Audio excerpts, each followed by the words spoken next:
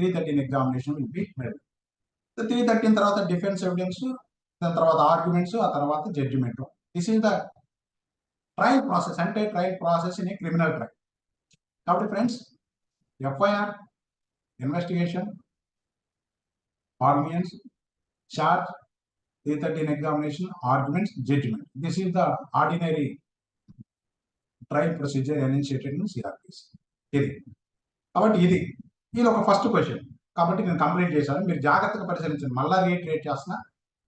Literal meaning of charge, what is meant by charge, what way charge can be frame, what provision of law will be applied, where it will define, whether charge can be altered or not, if charge is altered what to be done. These are all the sequence of the things. కాబట్టి మీరు ఇప్పుడు 3 మార్కులకే ప్రశ్న అడిగారు అనుకోండి, మొత్తం పురాణం రాయక్కర్లా. సింపుల్గా ఇప్పుడు నేను ఏదైతే చెప్పానో లిటరల్ మీనింగ్ ఇది డెఫినేషన్ పార్ట్లో ఈ విధంగా డిఫైన్ చేశారు. 211 కింద ఛార్జ్ ఫ్రేమ్ చేస్తారు. ఛార్జ్ని పలానా ప్రొవిజన్ కింద అమెండ్ చేయడానికి అవకాశం ఉంది. కాబట్టి అమెండ్ చేసిన తర్వాత ప్రొసీజర్ ఏంటి, ఇంత ఒక 10 వర్డ్స్లో 10 సెంటెన్సెస్లో మీరు రాయగలిగితే 3 మార్క్స్ క్వశ్చన్ అయితే, ఒక 5 marks question, 8 marks question, 10 marks, varying of the questions and given marks allocated. కాబట్టి 3 marks కే మీకు క్వశ్చన్ వచ్చినప్పుడు చాలా బ్రీఫ్గా, బ్రెవిటీ. ఎందుకంటే షేక్స్పియర్ నాటకాలు మీరు కొంతమంది చూసుంటారు, చదివి.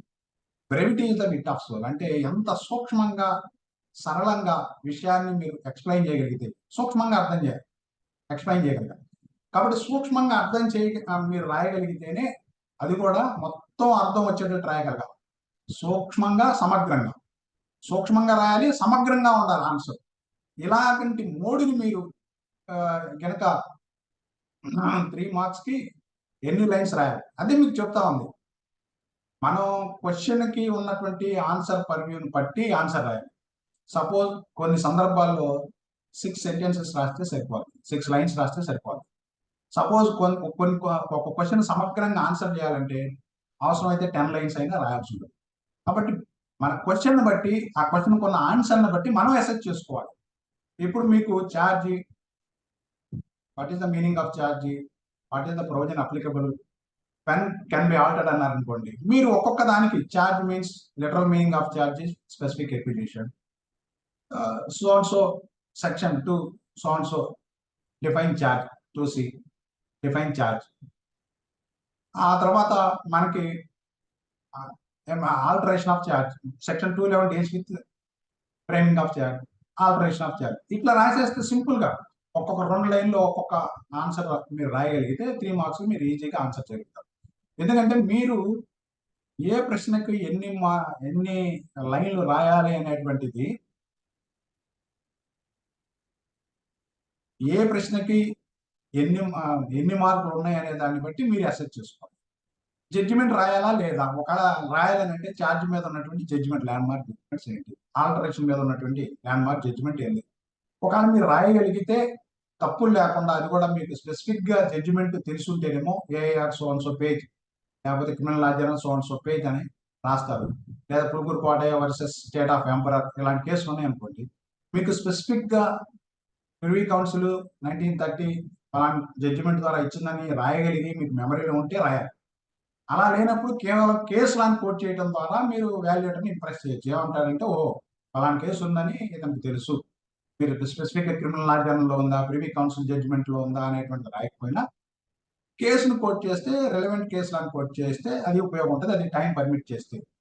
కాబట్టి ఎగ్జామినేషన్ పాయింట్ ఆఫ్ వ్యూలో నేను మళ్ళా చెప్తుంది ఏంటంటే, ఎన్ని మార్కులు క్వశ్చన్ అడిగాడు, ఆ ఆన్సర్ పర్వ్యూ ఎంత ఉంది. ఒకవేళ ఆన్సర్ మీరు 3 లైన్లు 4 లైన్లు రాస్తే కంప్లీట్ కాదు. అటువంటిప్పుడు 6 లైన్లు 7 లైన్లు 10 లైన్లు ఉపయోగించవచ్చు.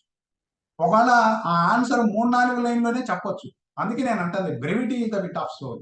అంటే షేక్స్పియర్ నాటకాలు రాసేటప్పుడు చాలా సూక్ష్మంగా చిన్న చిన్న పదాల ద్వారా ఎక్కువ అర్థం వచ్చేటట్టు చెప్పాడు.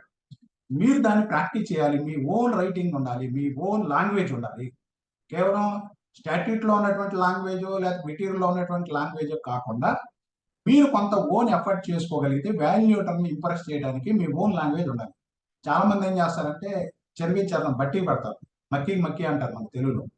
అంటే అక్కడ దోమ చచ్చిపోయింటే ఇక్కడ కూడా దోమ పెడతారు అనేటువంటి ఒక నానుడి ఉంది, ఒక సూక్తి. కాబట్టి అలా చేయకుండా మీరు ఏం చేయాలంటే క్వశ్చన్ యొక్క పర్వ్యూ ఆన్సర్ మనం ఎన్ని నిమిషాల్లో చేయాలి. ఇప్పుడు మనం 10-15 క్వశ్చన్స్ ఆన్సర్ చేయాలి. దాంట్లో ఒక క్వశ్చన్లో 3 మార్కుల్లో ఏబిసిడి 4 ఇస్తాడు. మరి మీరు కేవలం డెఫినేషన్ రాసేసరికి మీ టైం అయిపోద్ది. కాబట్టి దాన్ని మీరు ఇచ్చిన క్వశ్చన్ బట్టి దాంట్లో ఉన్నటువంటి సబ్ డివిజన్స్ అంటే ఏబిసిడి ఇచ్చినటువంటి దాన్ని బట్టి మీ అంతటి మీరుగా అనలైజ్ చేసుకోగలరు. సో ఇంత రాస్తే సరిపోద్ది. 2 లైన్లు రాయొచ్చు, 3 లైన్లు రాయొచ్చు, 4. అదే 8 మార్క్స్ 10 మార్క్స్ అడిగారు, ఎస్ఏ అడిగారు. మీరు మొత్తం వివరాలన్నీ ఎన్ని కేసులు రాస్తుంటే అన్ని కేసులు రాస్తూ కూడా రెలవెంట్ ప్రొవిజన్స్ అన్ని రాయొచ్చు. ఈ యొక్క అంశాన్ని మీరు బాగా దృష్టిలో పెట్టుకోవాలి. ఇది ఒకటి. Next, what is FIR? For what purpose FIR can be used? ఎవరైనా ఒకళ్ళు ఈ ప్రశ్న ఆన్సర్ అంటే నేను కేవలం ఏం చెప్పడం కాకుండా ఎవరైనా what is FIR, what is FIR, for what purpose FIR can be used, ఎవరైనా చెప్పగలుగుతారా? Section 154 CRPC, sir. Yes, section 154, right answer. Then what FIR purpose? What is meant by FIR? What is meant by FIR? Sir, FIR is meant for only for the cognizable offences, sir. FIR means first Madam, information report, sir. one minute. What is meant by FIR? First information report. First information. Yes, first information report. Okay. In relating to? Cognizable cases, sir. Yes, in relating to cognizable cases only. So FIR means the station house officer after receiving a report, not complaint.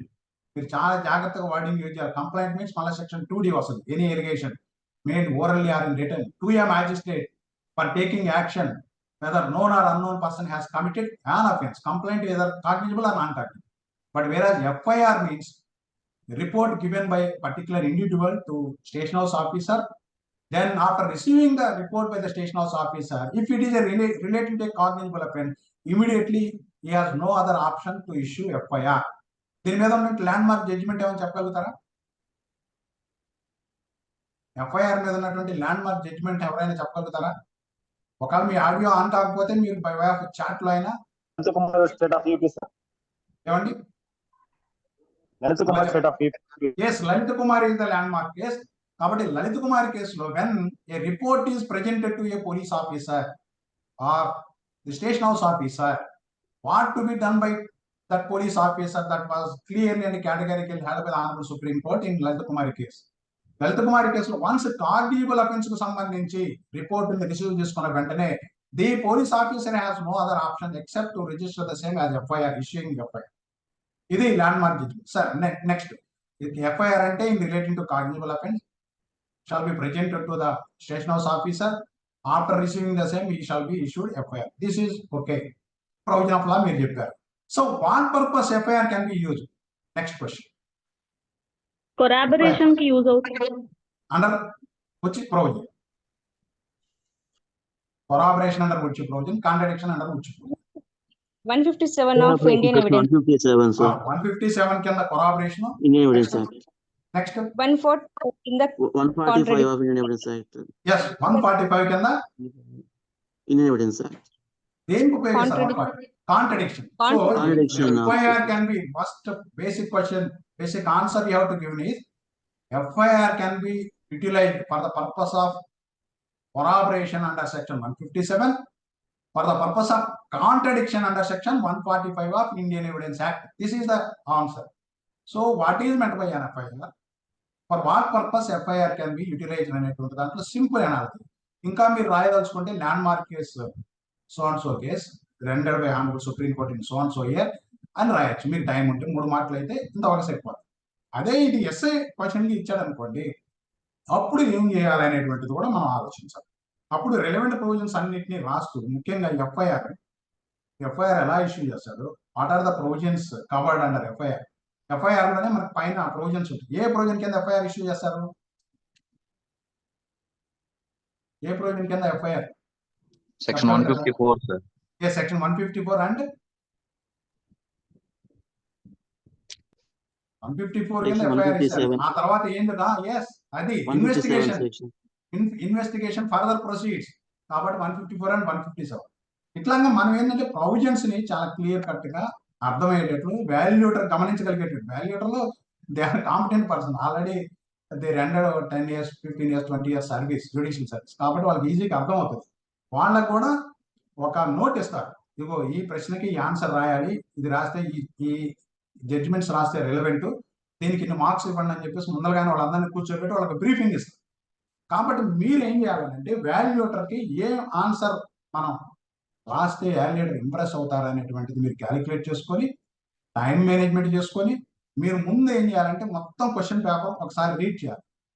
Read చేసిన తర్వాత దేనికి ఒక pencil తీసుకెళ్ళండి, దేనికి ఎన్ని నిమిషాలు కేటాయించవచ్చు, కొంత ఒక 10-15 minutes మనకు ఆలోచించడానికి టైం పోద్ది, ఏ క్వశ్చన్కి ఏంటి ఆన్సర్ అనేది. కాబట్టి టైం మేనేజ్మెంట్లో ఏం చేయాలంటే 10 questions ఆన్సర్ చేయాలి.